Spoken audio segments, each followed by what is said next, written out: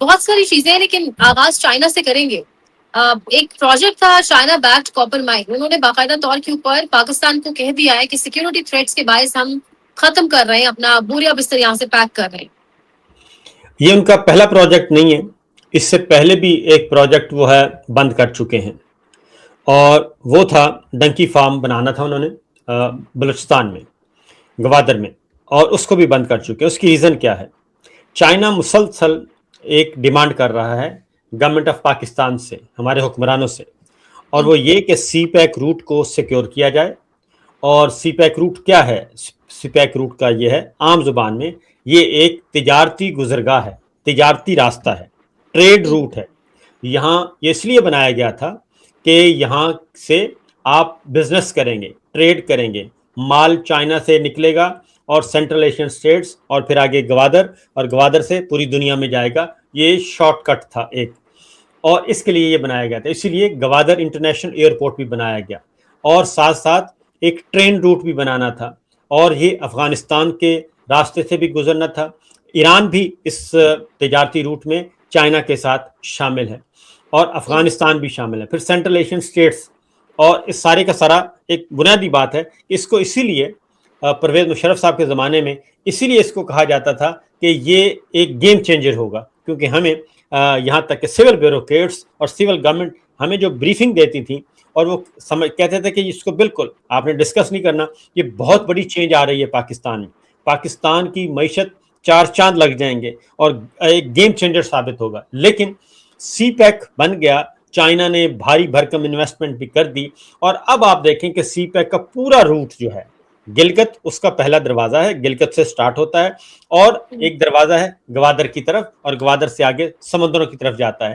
دوسرا اس کا جو روٹ ہے وہ بائی روڈ ہے, اور سڑک کے کنارے بائی روڈ ہے, اور وہ افغانستان سے داخل ہوگا, اور افغانستان سے راستے سینٹرل ایشین اسٹیٹس کی طرف جائے گا. پھر اس کا ایران پاکستان بھی اس میں شامل ہو گیا, اور ایران کو بھی شامل کر لیا گیا. یہ ایک بہت بڑا پروجیکٹ تھا, اور واقعتاً یہ اگر ہو جاتا, فعال ہو جاتا, ایکٹیو ہو جاتا, تو اب وارے نیارے ہونے تھے.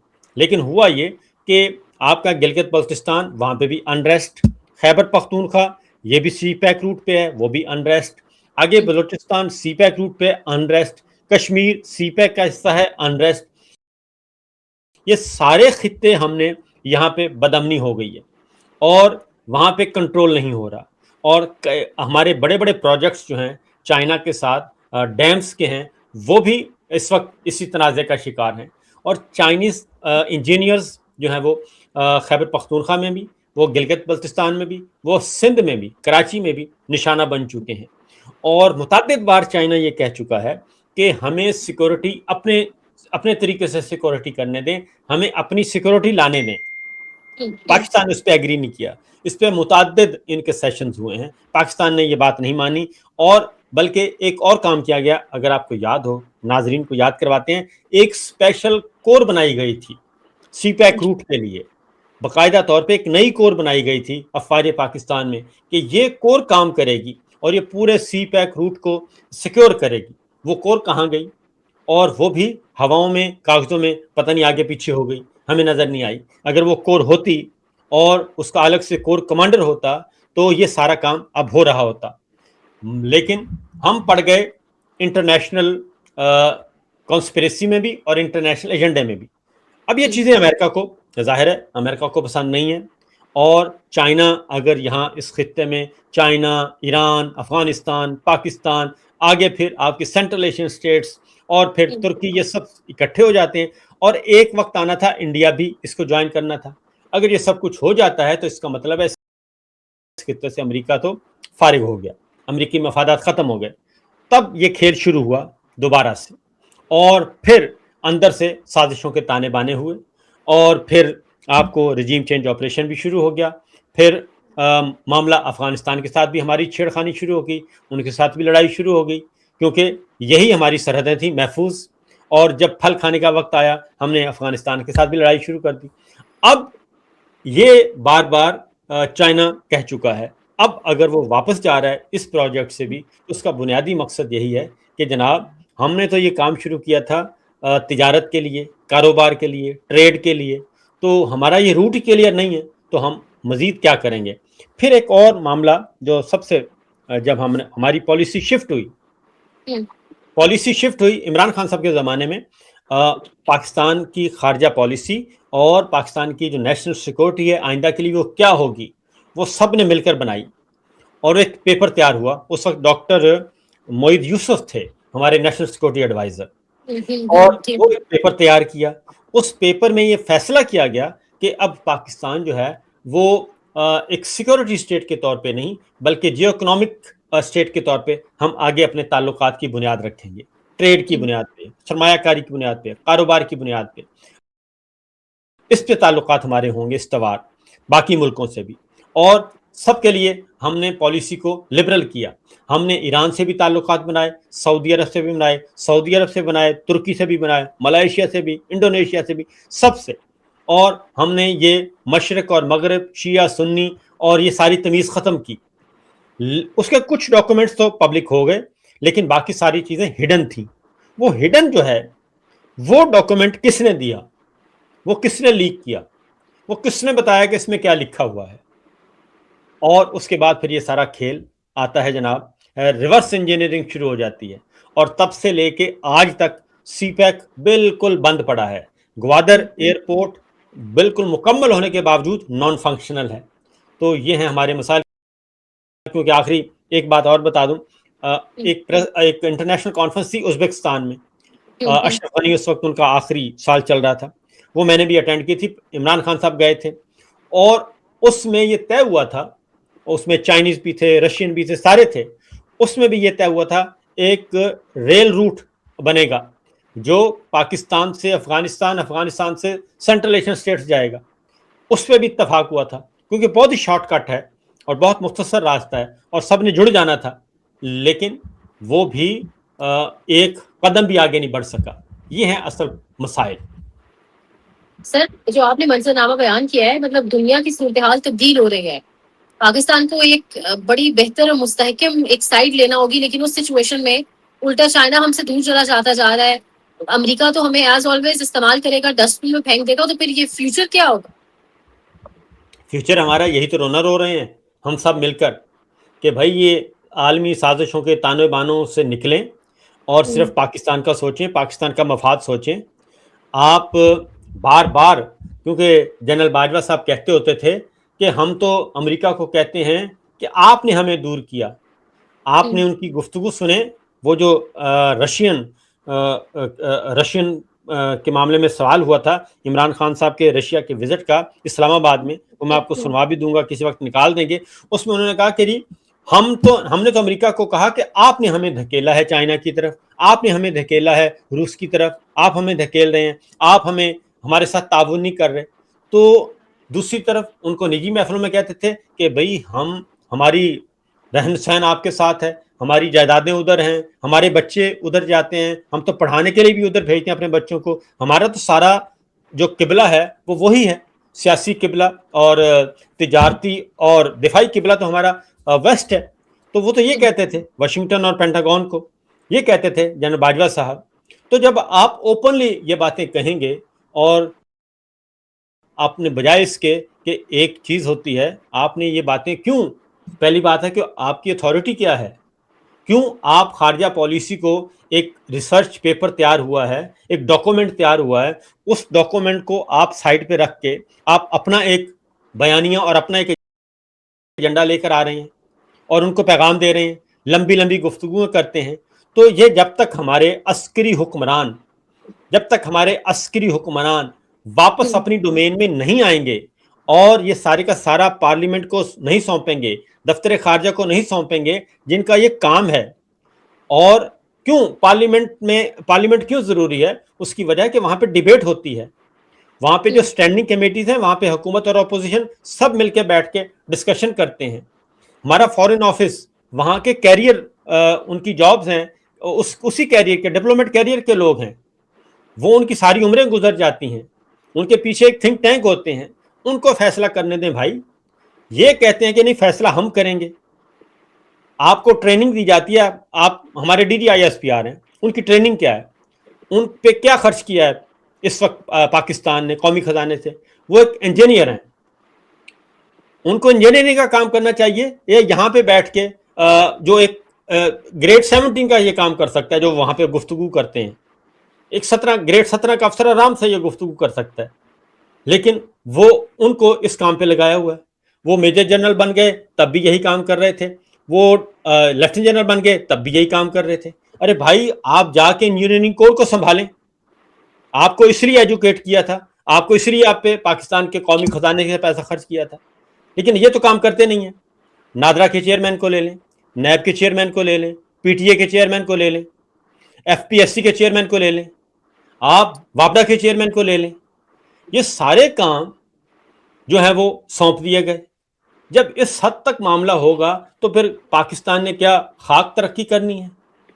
کیونکہ وہ ادھر آتے ہیں گفتگو کرنے کے لیے، ان کے ڈپلومیٹس کے نامور لوگ آتے ہیں۔ ہمارے وزیر خارجہ کون ہیں؟ ہمارے وزیر خارجہ کون ہیں؟ ایک اکاؤنٹنٹ۔ اور اصلاً وزیر خارجہ کون ہے؟ ایک جرنلسٹ ہے، خصوصی ایلچی۔ اب انڈیا کے وزیر خارجہ، ان کا جو پورا کیریئر ہی اسی میں گزر گیا۔ آپ رشیا کے وزیر خارجہ کو دیکھ لیں، آپ چائنا کے وزیر خارجہ کو دیکھ لیں، آپ امریکہ کے وزیر خارجہ کو دیکھ لیں، ان کا پورا کیریئر ہے۔ ہم نے ہر جگہ اپنے ایک گھسے ہوئے ہیں، تو یہ کہتے ہیں کہ اس سوچ کے ساتھ جو ہے وہ ترقی کرے گا پاکستان۔ اور جب اس پہ مولانا آتے ہیں، وہ تنقید کرتے ہیں، عمران خان صاحب تنقید کرتے ہیں، سہیل آفریدی تنقید کرتے ہیں، اور ہم اس پہ کوئی ایک آدھ لفظ بولتے ہیں، تو ہمارا کیا جی؟ دہشت گردی کے پرچے اور غداری کا الزام، اور یہ سارا کچھ کر دیا جاتا ہے، اور ان کو یہ ذرا بھی احساس نہیں ہے۔ اب مولانا صاحب نے گفتگو کی، ہونا یہ چاہیے تو اس کا جواب دے دیتے، بھائی یہ بات حقائق کی بنیاد پہ درست نہیں ہے، لیکن اس کے لیے پورے کا پورا اس وقت مجھے معلوم ہے کہ پورا D G I S P R پچھلے 72 گھنٹوں میں صرف ایک کام کر رہا ہے کہ جناب مولانا صاحب کی کس طریقے سے عزت رول نہیں ہے، صرف یہ کام ہو رہا ہے۔ سر مولانا والا جو اسٹیٹمنٹ ہے اس میں سے شہدا والی پارٹ نکال دیں، کیونکہ واقعی وہ سینسیٹیو ہے اور غلط چیز ہے جو نہیں کہنی چاہیے تھی انہیں، لیکن جو وہ بات کر رہے ہیں وہ بڑی تلخ ہے۔ مطلب وہ اس سے ہمارا بین الاقوامی میڈیا کے سامنے کیا امپریشن جا رہا ہے کہ ہم اپنے ملیٹنٹس بنائیں، اپنی حفاظت کریں۔ دیکھیں، شہیدوں کو کوئی بھی کچھ نہیں کہتا، شہیدوں کو کوئی کچھ نہیں کہتا، شہیدوں کی عزت، غازیوں کی عزت بہت زیادہ۔ کوئی بچہ، کوئی ملک دشمن نہیں ہوگا جو ان کو کہتا ہوگا، کوئی نہیں کہتا۔ اور مولانا ہوں یا عمران خان ہوں یا میں یا آپ ہوں، کوئی بھی کچھ نہیں کہتا۔ مسئلہ کیا ہے؟ مسئلہ یہ ہے کہ جب آپ ملٹری لیڈرشپ کی پالیسیوں کو آپ کرتے ہیں، ریزسٹ کرتے ہیں یا اس پہ تنقید کرتے ہیں، یہ فوراً پیچھے جا کے چھپ جاتے ہیں۔ ہمارا مسئلہ کیا ہے؟ ہمارا مسئلہ ہے کہ آپ کسی سیاستدان کو پکڑیں گے، آپ نے پکڑا تو وہ پارلیمنٹ کی بالادستی کے پیچھے چھپ گئے۔ آپ کسی صحافی کو پکڑیں گے، وہ میڈیا کی آزادی کے پیچھے جا کے چھپ جائے گا۔ آپ کسی جج کو پکڑیں گے، وہ عدلیہ کی حرمت کی جا کے پیچھے چھپ جائے گا کہ قاضی صاحب کے خلاف ریفرنس کیا، ساری دنیا اکٹھی ہو گئی تھی، آپ نے عدلیہ پر حملہ کر دیا، عدلیہ کی آزادی پر حملہ کر دیا۔ اسی طریقے سے جب آپ مولانا نے جو تنقید کی وہ تو کی کہ لشکر آپ بنوا رہے ہیں ہم سے، ہمیں کہتے ہیں کہ جی آپ لشکر بنائیں، اور ہم کیوں لشکر بنائیں؟ اس لیے کہ ریگولر آرمی موجود ہے، آپ اپنا کام کریں۔ آپ جو کام پراکسی سے کروانا چاہتے ہیں یا لشکروں سے کروانا چاہتے ہیں وہ براہ راست خود کرنا چاہیے، کیونکہ یہ لشکروں والا کام ہم نے ضیاء صاحب کے زمانے میں کیا، پھر ہم نے مشرف صاحب کے زمانے میں کیا، یہ کام ہم نہیں کر سکتے۔ لشکروں کے ذریعے ہم نے کشمیر فتح کرنے کی کوشش کی، نہیں کر سکے، الٹا ہم مورد الزام ٹھہرے اور فیٹف میں جا کے پھنس گئے، اس لیے کہ انٹرنیشنل سپورٹ آپ کو نہیں ہے۔ ایران ہے، ایران کھل کے کہتا ہے میری پراکسیز ہیں جی، وہ کھل کے کہتا ہے یہ میری پراکسیز ہیں، میں ان کو سپورٹ کرتا ہوں۔ آپ اپنی پراکسیز کو بناتے بھی ہیں، اون بھی نہیں کرتے، اور جب وقت آتا ہے آپ چھوڑ دیتے ہیں، تو اس لیے یہ کام کیا ہی نہ جائے۔ تو شہیدوں کو کوئی نہیں کہتا۔ دوسری بات یہ ہے کہ یہ نوبت کیوں آئی ہے، کہ کیوں یہ کوشچن ہونا شروع ہوئے، اس کی راستہ ہماری فوجی قیادت نے خود دیا ہے، جنرل باجوہ صاحب نے اور جنرل عاصم صاحب نے، یہ خود دیا ہے۔ آپ نے تو خود کہا کہ جو فوج کا گریبان پکڑے گا ہم ان کو اقتدار دیں گے. یہ ہوا پچھلے 3-4 سالوں میں. اور کیا ہوا؟ مریم صاحبہ نے، نواز شریف صاحب نے نعرے لگوائے جی ٹی روڈ پہ، یہ جو دہشت گردی ہے، اور جھوم جھوم کر نعرے لگوائے اور کہا ٹھیک ہے ٹھیک ہے اور لگائیں. آپ نے، اور پھر اینٹ سے اینٹ بجا دیں گے. آپ نے تو ان سب کو اقتدار دے دیا، آپ نے تو ٹرافی دے دی ان کو. آپ نے تو خود کہا کہ جو ہمیں ہمارا گریبان پکڑے گا ہم اس کی تابع داری کریں گے، اس کے اقتدار دیں گے. جو ہماری عزت کرے گا، جو فوج کی عزت کرے گا، جو فوجی جوانوں کی عزت کرے گا، ہم ان کو جیلوں میں ڈالیں گے. آج تو سارے لوگ جیلوں میں ہیں یا آفیئر ہیں، میڈیا سارا آفیئر ہے، جج سارے بیچارے اپنے اپنے گھروں کو جا چکے ہیں، اور یہی کام ہو رہا ہے. سیاستدان سارے وہ جیلوں میں ہیں. جو پاکستان زندہ باد کا نعرہ لگاتا ہے، جو پاک فوج زندہ باد کا نعرہ لگاتا ہے، اس کے خلاف بغاوت کا مقدمہ. یہی مولانا تھے، آپ کے اتحادی تھے، یہی مولانا سب سے قریب آپ کے تھے. تو کیا ہوا پھر؟ وجہ یہ ہے کہ ہر بات جو ہے وہ ایک حد ہوتی ہے. آپ نے گلگت بلتستان کا الیکشن کروایا، وہ بھی آپ نے اپنی مرضی سے کروایا، فارم 47 تقسیم کر دیا، تو لہٰذا بھگتے. سر مولانا آپ نے کوئی ہائی جیک کیا ہے میڈیا پچھلے 48-72 گھنٹے سے، یہی ہم دیکھ رہے ہیں. یعنی تحریریں، پروگرامز، تبصرے، کالم، سب کچھ مولانا پہ ہی ہے. اب باقی چیزوں پہ فوکس نہیں کیا جا رہا. آج کی خبر ہے کہ پیٹرولیم ذخائر ہمارے پاس صرف 15 روز کے رہ گئے.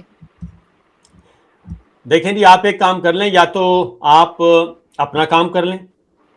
مولانا نے یہی کہا نا کہ میرا دائرہ کیا ہے مجھے معلوم ہے، مجھے اپنے دائرے میں رہنا چاہیے، پارلیمنٹ کو اپنے دائرے میں رہنا چاہیے، میڈیا کو اپنے دائرے میں رہنا چاہیے، جوڈیشری اپنا کام کرے.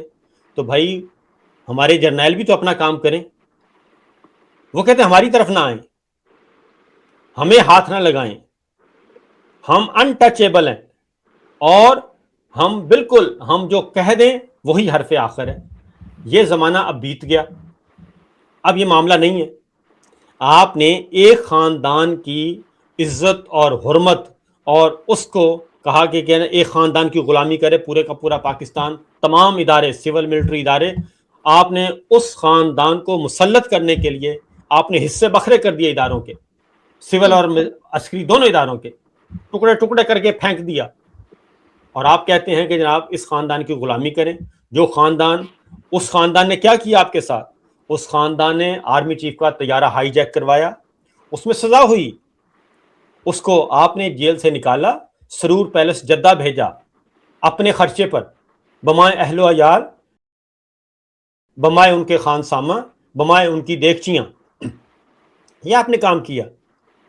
اس کے بعد دوبارہ پکڑے گئے، اور دوبارہ پھر آپ نے جیل سے نکالا، شاہی طیارے سے آپ نے دوحہ اور لندن بھیجا. پھر آپ نے ان کو واپس بلایا ریڈ کارپٹ پہ، اور اداروں کو حکم دیا کہ آپ جا کے ایئرپورٹ پر ان کا استقبال کریں اور ان کے بایو میٹرکس کروائیں. اور جو پاک فوج زندہ باد کا نعرہ لگاتا تھا، جو کہتا تھا فوج بھی میری، عوام بھی میری، ملک بھی میرا، ہم سب ایک ہیں، وہ بایو میٹرکس کے لیے جاتا ہے اسلام آباد ہائی کورٹ. آپ اس کو عدالت کے دروازے کھڑکیاں توڑ کے، سر وکیلوں کے پھاڑ کے، گریبان سے پکڑ کے اٹھا کے اس کو اندر ڈالتے ہیں. یہ ہے آپ کا معیار.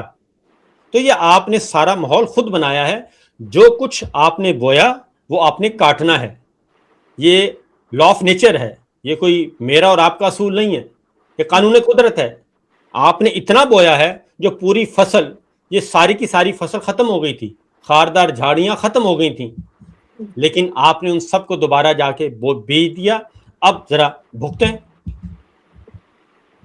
سر پرائرٹیز کی بھی بات ہے نا، بٹ میں وہی بات کر رہی ہوں کہ مولانا پر ہی تبصرے ہیں، پیٹرول پر کوئی بات نہیں کر رہا. آج بھی خط اس کی لکھ وجہ دیا یہی کہ ہے، اس کی وجہ یہ ہے کہ آپ کا بیانیہ نہیں بک رہا. آپ بیانیہ بنانے کی بہت کوشش کرتے ہیں. دوسری بات ہے، سمپل سی بات ہے، مولانا فضل الرحمان صاحب، مولانا فضل الرحمان صاحب کی ساری تقریریں اٹھا کے دیکھ لیں، وہ تو نگلیکٹڈ اور ریجیکٹڈ تھے، اور وہ تو الیکشن ہار گئے تھے. لیکن اس وقت پبلک پلس دیکھیں آپ. یہ ہمارے بڑے بڑے بیانیہ ساز اور بیانیہ باز بیٹھے ہیں جنہوں نے پتہ نہیں 50 سے زیادہ میڈیا سیل بنائے ہوئے ہیں. پبلک پلس دیکھیں. پبلک پلس یہ ہے کہ مولانا نے بات کی اور وہ پوری دنیا میں اس وقت وائرل ہو گئی ہے، اور 25 کروڑ عوام اس پہ فوکس کیے ہوئے. یہ ہے پبلک پلس. کیونکہ پبلک جو ہے وہ نکو نک ہوئی ہے, تنگ آ چکی ہے. آپ کی ساری جتنی فلم سازیاں آپ کرتے رہے ہیں ان فلم سازیوں سے